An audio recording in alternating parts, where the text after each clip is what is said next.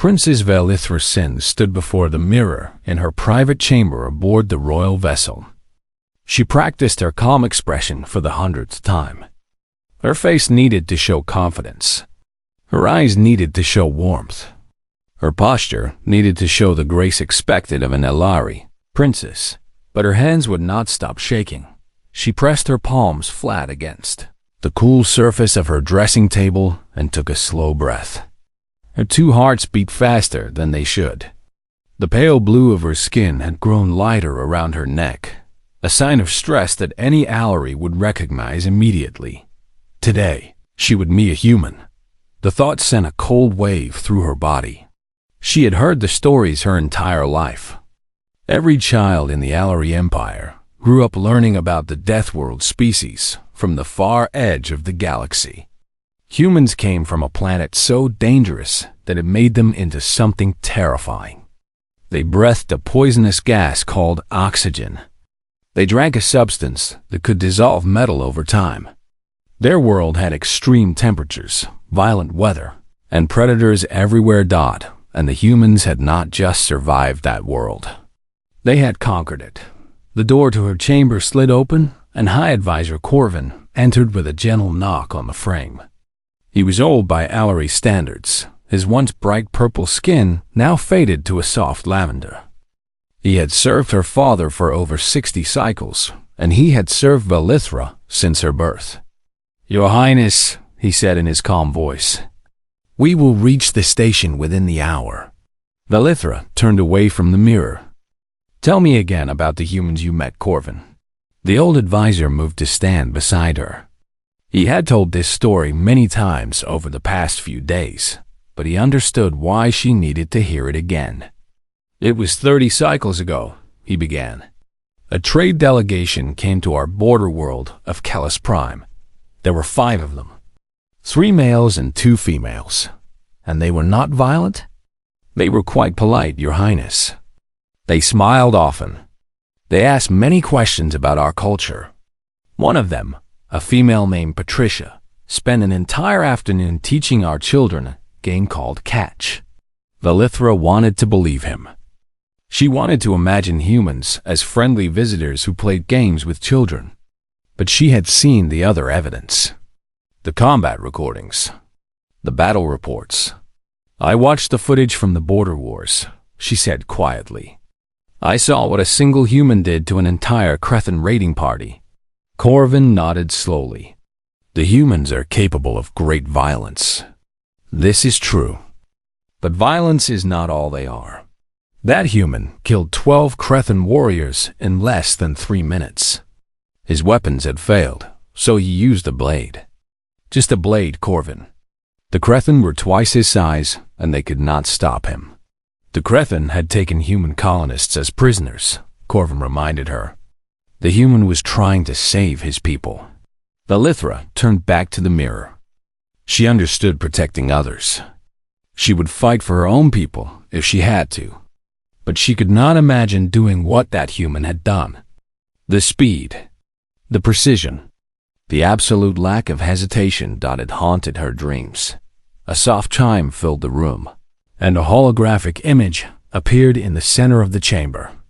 Emperor Malto Sin, her father, looked at her with warm eyes. He was far away in the imperial palace, but modern technology allowed them to speak across the stars. "My daughter," he said. "You look troubled." "I am fine, father." The emperor smiled gently. "You were never a good liar, Velithra. Even as a child, your face showed everything you felt." She wanted to argue, but she knew he was right. Her diplomatic training had taught her to control her expressions in formal situations. But her father knew her too well. "I am nervous," she admitted. "The humans frighten me." "They frighten everyone," her father said. "This is natural. But you must understand why this meeting is so important. The Varax Dominion threatens our borders. The Varax have destroyed 3 of our colony worlds in the past cycle. Our fleet cannot stop them. Our allies cannot stop them. We have tried diplomacy, and they laughed at our offers." The emperor's expression grew serious. But the Varax do not laugh at humans. The humans defeated them at the Battle of Proxima Station. A human fleet of 20 ships destroyed a Varax armada of over 100. Valithra knew this story. Everyone knew this story. It was one of the reasons the galaxy feared humanity so much. If we can secure an alliance with the Terran coalition, her father continued, the Varax will think twice before attacking us again. This is not just politics, my daughter. This is the survival of our people. I understand, father. I know you do. That is why I chose you for this task. Your sisters are skilled in many things, but you have always had the gift of seeing the truth in others. Look past your fear. See the humans for what they truly are, not what the stories say they are. The hologram faded, and Valithra was left alone with Corvin once more. Your father speaks wisely, the old advisor said. My father asked me to befriend monsters.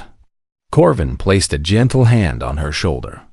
Perhaps they are not monsters at all. Perhaps they are simply different. The galaxy has called many species monsters over the centuries, Your Highness.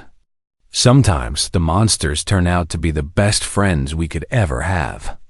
Valithra wanted to believe him. She truly did. The ship's communication system activated, and the captain's voice filled the chamber. Your Highness, we are approaching the station. Docking will commence in 30 minutes. 30 minutes. In 30 minutes, she would step onto that station and meet a human warrior, face to face. She looked at herself in the mirror one final time. Her hands had stopped shaking, but only because she had clenched them into fists. She forced them to relax. She adjusted the silver circlet on her forehead. She smoothed the flowing fabric of her formal gown. She was Princess Valithra Sin, third daughter of the Alari Emperor. She had been raised to serve her people. She would not let fear control her. She would meet this human. No matter how terrifying he might be, she would smile and speak words of friendship, and she would not run away, even if every instinct in her body screamed at her to flee. The station hung in the darkness of space like a silver flower. It was neutral territory, built by the Galactic Commerce Guild for exactly these kinds of meetings. No weapons were allowed inside except for personal sidearms carried by official guards. No warships were permitted within scanning range. Valithra walked through the docking corridor with her entourage behind her. 6 royal guards flanked her, their ceremonial armor polished to a bright shine. High Advisor Corvin walked at her side, his presence a small comfort in this terrifying situation. Her footsteps echoed against the metal floor. Each step brought her closer to the meeting chamber. Each step brought her closer to the humans. She kept her face calm. She kept her posture straight. But inside, her 2 hearts raced like frightened birds trying to escape a cage. They reached the entrance to the meeting chamber. The doors were tall and decorated with symbols from a dozen different species. A reminder that this was a place for peace and understanding. The doors slid open. A human female stood just inside the entrance. She was shorter than Valithra had expected, with brown hair pulled back from her face and warm brown eyes. She wore a formal uniform in dark blue, and her smile seemed genuine as she stepped forward. Princess Valithra, the human said, I am Ambassador Linda Morrison of the Terran Coalition. It is an honor to welcome you. Her voice was softer than Valithra had imagined. The story spoke of humans with harsh voices and loud laughter. But this woman spoke gently, almost musically. Ambassador Morrison, Valithra replied, proud that her voice did not shake. Thank you for arranging this meeting. Please, call me Linda. We humans prefer a less formal approach when possible. The ambassador's smile widened. May I present Commander Daniel Hayes, who serves as our military liaison for these talks. A figure stepped forward from behind the ambassador, and Valithra felt her breath catch in her throat. He was tall. Not the tallest being she had ever seen, but tall for a human. His shoulders were broad, and his frame carried the dense muscle that made humans so dangerous in combat. He wore a uniform similar to the ambassador's, but his had additional marks on the shoulders that she assumed indicated his rank. His face was weathered, with lines around his eyes that spoke of age and experience. His hair was cut short and showed touches of gray at the temples. Old scars marked his forearms where the sleeves of his uniform were rolled back slightly, but it was his eyes that captured her attention. They were gray, like storm clouds, and they held a weight that she recognized. She had seen that look in the eyes of her father's generals. It was the look of someone who had seen terrible things and carried those memories every day. He extended his hand toward her in the human greeting custom. Valethra stared at that hand. The palm was rough with calluses. The fingers were thick and strong. This was a hand that had held weapons, a hand that had taken lives. She thought about running. Her instincts screamed at her to turn and flee back to her ship. This creature in front of her was a predator. Every cell in her body knew it, but she was a princess. She reached out and took his hand. His grip was firm, but he did not squeeze. He held her hand with careful control, as if he knew exactly how much pressure her delicate bones could handle. The touch lasted only a moment before he released her. "Your Highness," he said. His voice was deeper than the ambassador's, but not harsh. "It is an honor to meet you." She forced herself to speak. "Commander Hayes, the honor is mine." He smiled at her then, and she saw his teeth. Humans showed their teeth when they smiled, like predators displaying their weapons. Her ancestors had been prey animals millions of years ago, and somewhere deep in her blood, that ancient memory screamed a warning. She smiled back at him. The expression felt strange on her face, but she held it steady. "Please," Ambassador Morrison said, gesturing toward the conference table in the center of the room. "Let us begin our discussions." They moved to the table. Valethra sat on one side with Corvin beside her. The two humans sat across from them. The royal guards took positions around the room. Standing at attention, Ambassador Morrison began speaking about the terms of the proposed alliance.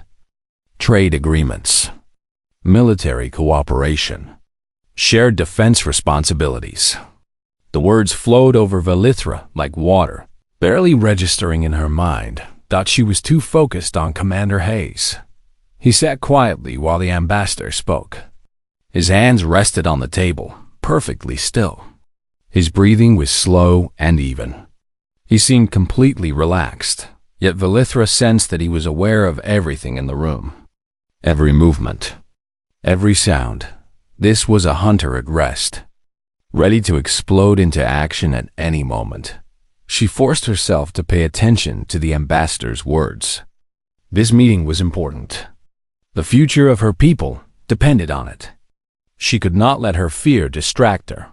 The Terran coalition values the Allery as potential partners, Ambassador Morrison was saying. We believe that together, our peoples can build something wonderful.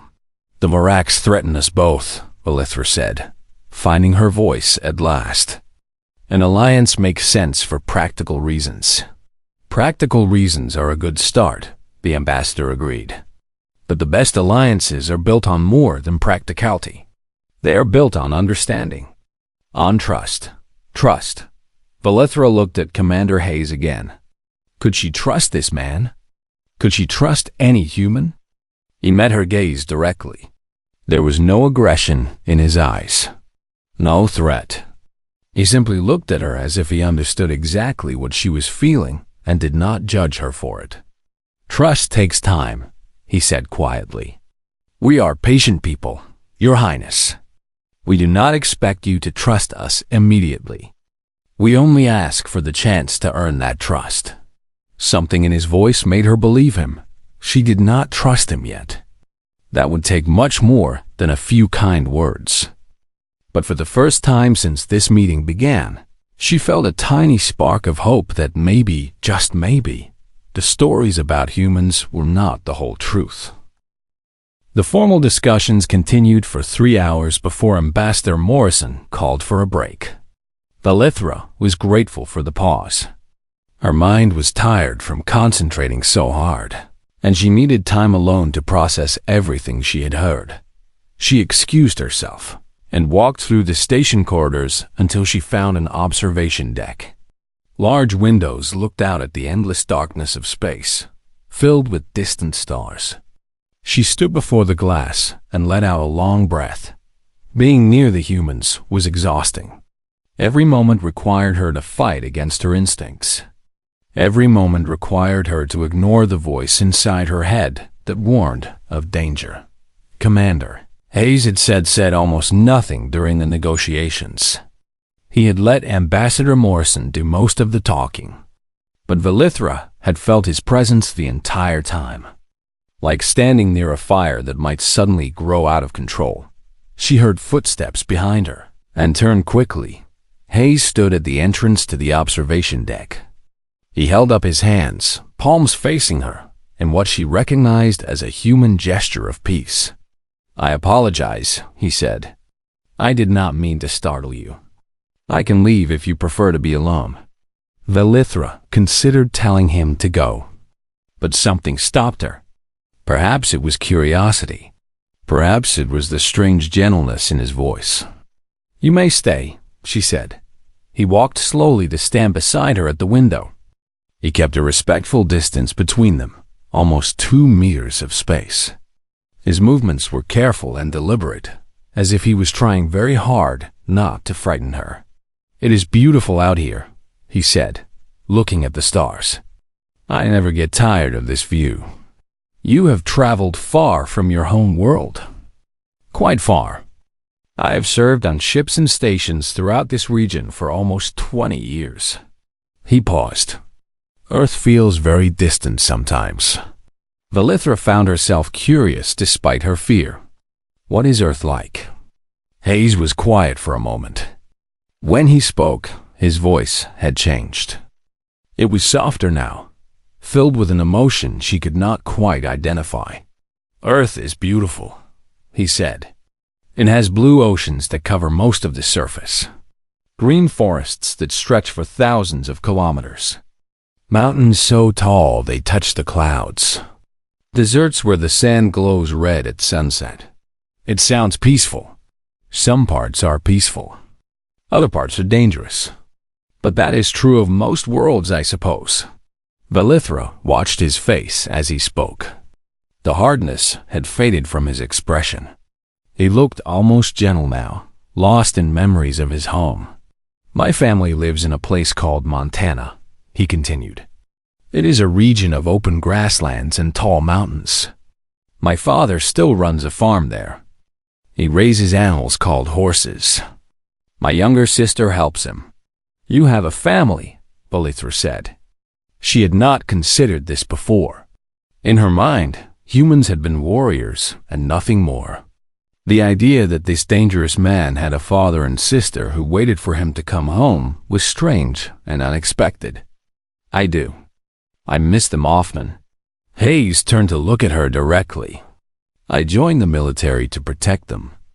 To protect all the families on Earth and our colony worlds. That is why most of us fight, Your Highness. Not because we enjoy violence. We fight because there are people we love, and we want to keep them safe." Valithra considered his words carefully. "The galaxy tells many stories about humans. Most of those stories focus on your abilities in combat. I know. We are aware of our reputation." Hayes smiled slightly, but there was sadness in it. "We did not ask to be feared. We simply evolved on a difficult world and learned to survive. When we reached the stars and met other species, we discovered that what seems normal to us seems terrifying to others." "The footage I watched," Valithra said quietly. "The human soldier who killed an entire Crethan raiding party with just a blade. That was terrifying." Hayes nodded slowly. "That was my friend. His name was Kevin Brooks." Valithra felt surprised by this. "You knew him?" "We served together for 6 years. He was the best friend I ever had. Hayes looked back at the stars. Do you know why he fought so hard that day? The Krethin had taken prisoners from a human colony. 43 civilians, including 11 children. Kevin's weapons failed during the rescue attempt, but he could hear the children crying. He could not stop. He would not stop. Not while they still needed him. What happened to him after that battle? He became famous throughout the fleet. Everyone wanted to shake his hand. But Kevin never felt like a hero. He had nightmares about that fight for years afterward. The things he had to do haunted him. Valithra heard the pain in his voice. You said he was your friend. Is he still alive? Hayes was silent for a long moment. Kevin died 3 years ago. A Varax raiding party attacked a colony of Finari refugees. They were peaceful people with no weapons, no way to defend themselves. Kevin was part of the rescue team. He held a defensive position for almost an hour, giving the civilians time to evacuate. He saved over 200 lives that day, but he did not survive. His wounds were too severe. He died on the transport ship during evacuation. Hayes turned to face her fully. Kevin did not die because he loved fighting. He died because he could not stand by while innocent people suffered. That is the truth about human warriors, Your Highness. We do not fight for glory or conquest. We fight for the people who cannot fight for themselves. Valithra felt something shift inside her. The monster she had imagined began to fade. In its place, she saw something different. A man who had lost his best friend. A soldier who carried heavy burdens. A protector who chose to face danger so others would not have to. I am sorry about your friend, she said softly. Hayes nodded in thanks. I am sorry that our reputation has caused you fear. We do not wish to be feared by our allies. We wish to be trusted. Trust takes time, she said, echoing his words from earlier. It does. But I believe we have made a good start today. Valithra looked at him, truly looked at him, for the first time without the filter of fear clouding her vision. She saw the gray in his hair and the lines on his face. She saw the old scars on his arms. She saw the weight in his eyes. She saw a man who had sacrificed much to protect others. Perhaps the stories about humans were not wrong. Perhaps humans truly were as dangerous as the galaxy believed. But perhaps that danger could be turned toward protection instead of destruction. Yes, she said. I believe we have. The negotiations resumed with a different feeling in the air. Valithra found herself less focused on her fear and more focused on the actual discussions. She asked questions about human culture during the breaks. She learned about their strange customs and their unusual foods. Commander Hayes answered her questions with patience. He told her about human holidays where families gathered to share meals. He described the music humans created, explaining how different regions of Earth had developed different styles. He even attempted to explain the concept of humor, though Valithra struggled to understand why humans found certain things funny. We make jokes to connect with each other, Hayes explained during one break. Laughter builds bonds between people. It helps us feel less alone. Allery do not laugh in the same way, Valithra admitted. We show happiness through different expressions. Every species is different. That is what makes the galaxy interesting. Ambassador Morrison smiled at their exchange. I am pleased to see you two getting along. Friendships between our peoples will make this alliance stronger. Valithra realized with surprise that she was enjoying the conversation. The terror she had felt earlier had not disappeared completely, but it had faded to something manageable. Hayes still made her instincts nervous, but her mind had begun to override those instincts. She was about to ask another question when the station's alarm system activated.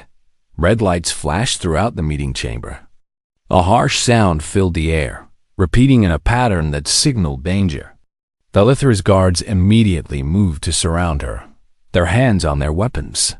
"What is happening?" Corvin asked, his old voice sharp with concern. Ambassador Morrison was already pressing buttons on her communication device. Her face grew serious as she listened to the response. "Varax," she said. "A strike team has boarded the station. They came in on a disguised transport ship." Valithra felt cold fear grip her hearts. The Varax were the reason she was here in the first place. Her people could not defeat them in combat. Their warriors were larger and stronger than almost any other species in the galaxy. "How many?" Hayes asked. His voice had changed. The gentle man from their earlier conversation was gone. Something harder had taken his place. "Reports say at least 6, possibly more. They are moving toward this section of the station." "They came for us," Valithra whispered. "They want to stop the Alliance." Hayes nodded grimly. "They are afraid of what our peoples might accomplish together. A scared enemy is a dangerous enemy." He moved toward the door of the meeting chamber, drawing his sidearm from its holster at his hip. Valithra watched the transformation happen before her eyes. His posture shifted lower, more balanced. His movements became fluid and precise. Even the expression on his face changed, becoming cold and focused. This was the human warrior from the stories. This was the predator the galaxy feared. Ambassador Morrison had also drawn a weapon. Valithra stared at her in surprise. The diplomatic woman with the warm smile now held a pistol with obvious familiarity. "Humans train all their officials in combat?" Corvin asked, noticing the same thing. "We believe everyone should be able to defend themselves," Morrison replied. "Especially those who travel to dangerous places." Hayes looked back at Valithra.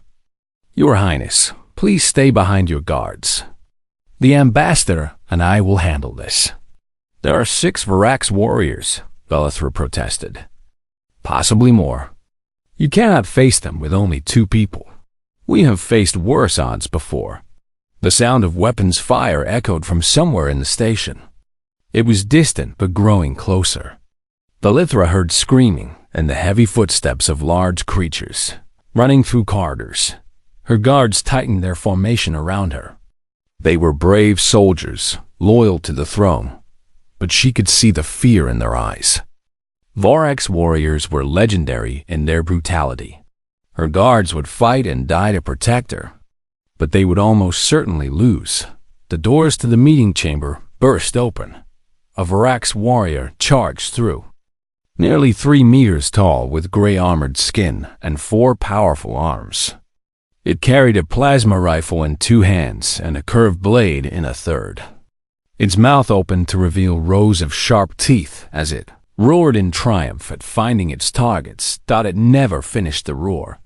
Hayes moved faster than Valithra could follow. One moment he was standing near the door. The next moment he was beside the Varax, his hand forcing the plasma rifle away from its target. 2 shots from his pistol struck the creature in vulnerable spots beneath its armor, and it collapsed to the floor. A second Varax came through the door immediately after. Morrison fired 3 precise shots that caught it in the throat and face. It stumbled and fell across its companion. 4 more warriors poured into the room in a wave of violence. Hayes was among them. Before they could form a proper attack, he moved like water, flowing around their strikes and countering with devastating precision. His pistol fired again and again, each shot finding weak points in their natural armor.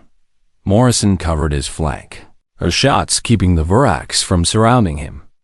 She moved with less speed than Hayes, but with equal precision. Every bullet served a purpose. The fight lasted less than 30 seconds.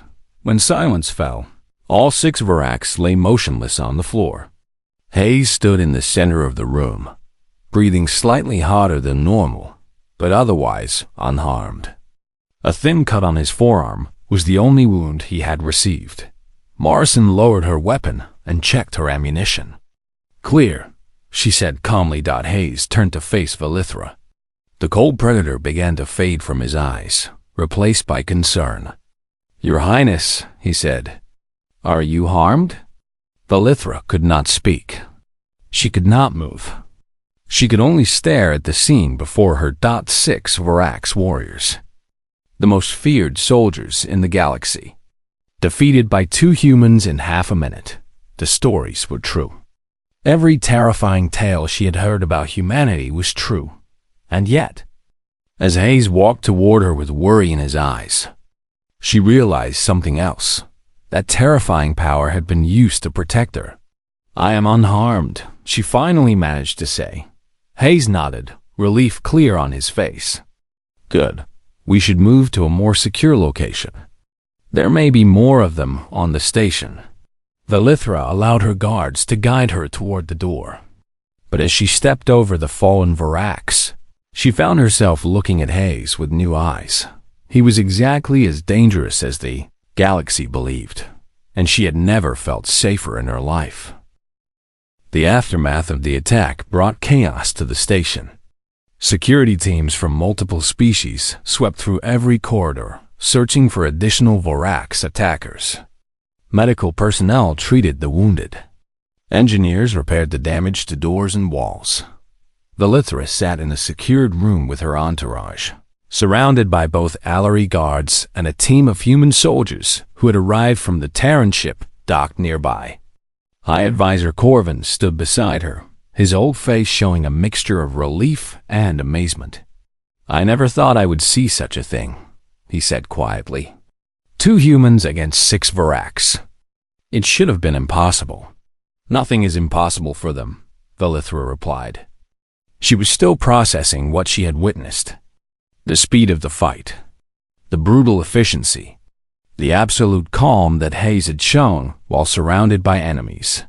The door opened and Commander Hayes entered, followed by Ambassador Morrison. He had changed into a fresh uniform, and the cut on his arm had been bandaged. He looked tired but otherwise unharmed. Your Highness, he said, the station has been secured. The Varax strike team consisted of only 6 warriors. They came specifically to kill the delegates and prevent our alliance. They failed, Morrison added, and their failure will send a message to the Varax Dominion. They cannot stop this. Valithra stood from her seat. Because of you, both of you, you saved my life. Hayes shook his head slightly. We did what any soldier would do, Your Highness. We protected our allies. We are not allies yet. The treaty has not been signed. You were under our protection the moment you stepped onto this station. That made you our responsibility. Hayes paused. Besides, I have found our conversations quite enjoyable. I would hate to lose the chance for more of them. Valithra felt something warm bloom in her chest. It was an unfamiliar sensation, but not unpleasant. She realized it was the beginning of genuine friendship. The next several hours were filled with activity. Representatives from the Galactic Commerce Guild arrived to investigate the attack. Security recordings were reviewed. Statements were taken. The bodies of the Varax were removed for examination. Through it all, Valithra found herself watching Hayes. He answered questions from investigators with patience. He comforted a young station worker who had been frightened by the attack. He even helped repair a damaged door when the engineering team was overwhelmed with work. He was not just a warrior. He was something more complete. A man who could kill with terrifying efficiency, but who also chose kindness whenever possible. When the chaos finally settled, the alliance negotiations resumed. But the atmosphere had changed dramatically.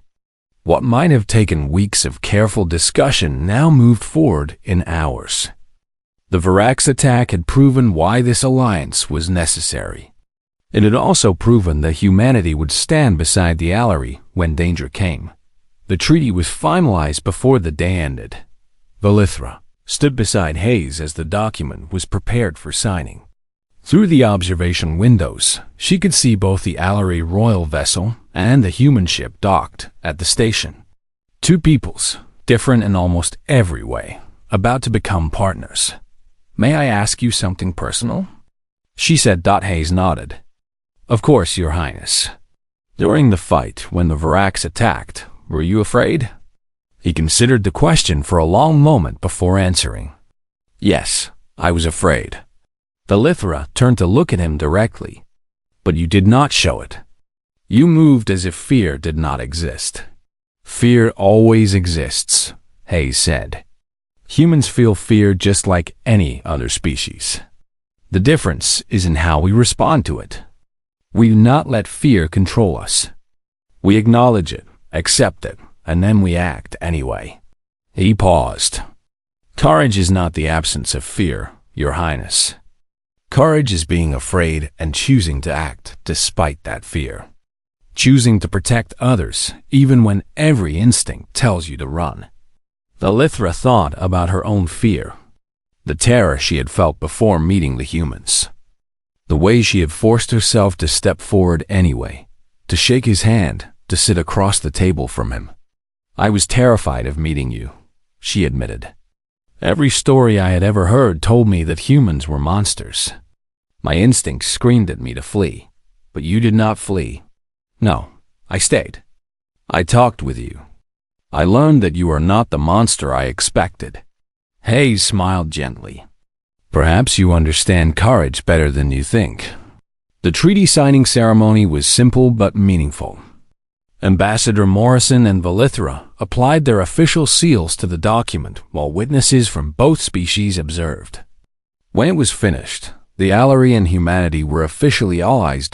As the humans prepared to return to their ship, Valithra approached Hayes one final time.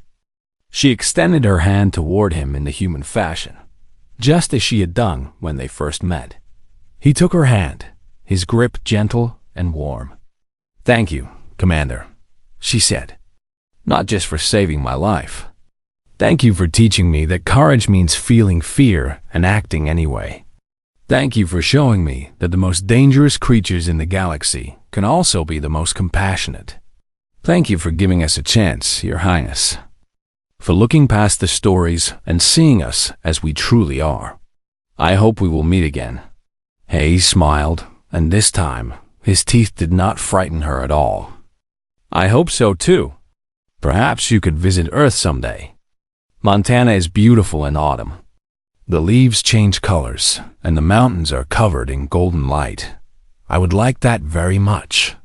They released hands, and Hayes walked toward the docking corridor. Before he disappeared from view, he turned and offered her a human gesture she had learned during their time together. He placed his right hand over his heart and inclined his head slightly, a gesture of respect and friendship. Valithra returned it as best she could. Then he was gone, and she was left standing in the observation deck, watching through the windows as the human ship undocked and began its journey home. Corvin appeared at her side. You seem different, Your Highness. I feel different, she admitted. I came here expecting to meet monsters. Instead, I met protectors.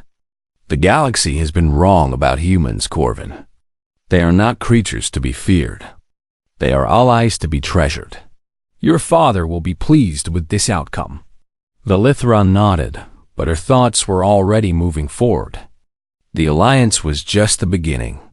There was so much more to learn about humanity. So much more to understand about these strange and wonderful creatures from the distant death world called Earth. She watched until the human ship disappeared among the stars. Then she turned and walked back to her own vessel, ready to bring the good news home. The Alari had found friends in the most unlikely of places. And Princess Valithra Sin would never be afraid of humans again.